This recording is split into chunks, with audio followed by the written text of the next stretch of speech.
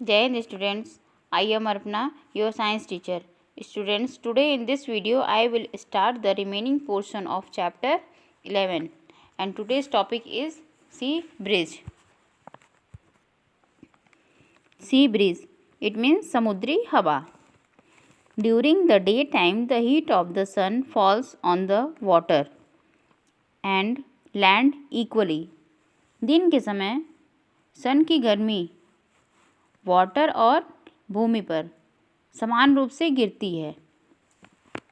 But the lands gets heated faster, लेकिन जो land है हमारा तेज़ी से गर्म होता है. So the hot air from the land rises up and the cool air from the sea moves towards the land to occupy the empty place. तो लैंड से जो गर्म हवा होती है वो ऊपर की ओर उठती है और समुद्र से ठंडी हवा जो लैंड के नीचे से जो हवा जो गर्म हवा होती है वो ऊपर की ओर जाती है, तो वहाँ का जो स्पेस होता है लैंड पे खाली हो जाता है. तो समुद्र से ठंडी हवा खाली स्थान पर कब्जा करने के लिए लैंड की ओर बढ़ती है. Thus a cool breeze blows towards the land during the day. This movement of air from sea to land during daytime is called sea breeze. दिन के समय हवा जो है ज़मीन की ओर बहती है, जो ठंडी एयर है ज़मीन की ओर बहती है, और दिन के समय समुद्र से ज़मीन तक हवा के इस मूवमेंट को सी ब्रीज कहते हैं. सी ब्रिज में समुद्री हवा. स्टूडेंट्स, आप सभी लोग जो मैंने अभी समझाया है इस फिगर के थ्रू आसानी से समझ सकते हैं. Okay students. Land breeze means भूमि की हवा. During night land cools down faster than the sea. रात के दौरान जो ज़मीन है समुद्र की तुलना में तेज़ी से ठंडा हो जाता है. So the hot air from the sea rises up and the cool air from the land moves towards the sea to occupy the empty space. इसलिए समुद्र से जो गर्म हवा है ऊपर की ओर उठती है और भूमि से ठंडी हवा समुद्र के खाली स्थान को भरने के लिए बढ़ती है, समुद्र की ओर बढ़ती है.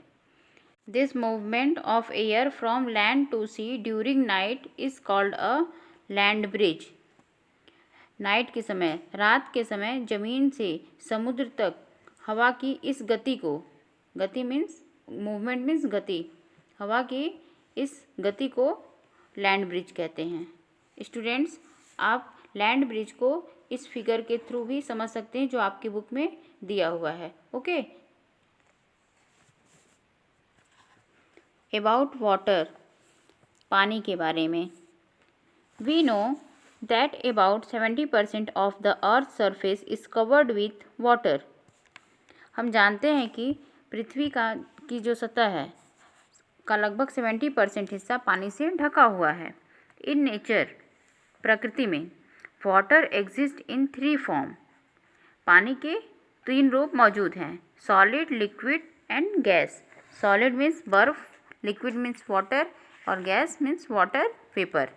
And it change its form one on heating and cooling. और जो वाटर के फॉर्म में चेंज होता है वो या तो वाटर को हीट करने पे होगा या तो कूल करने पे.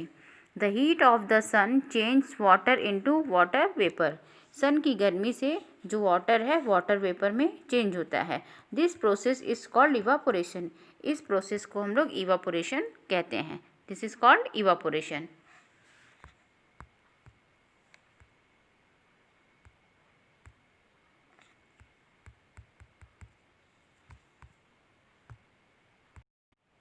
Thank you students.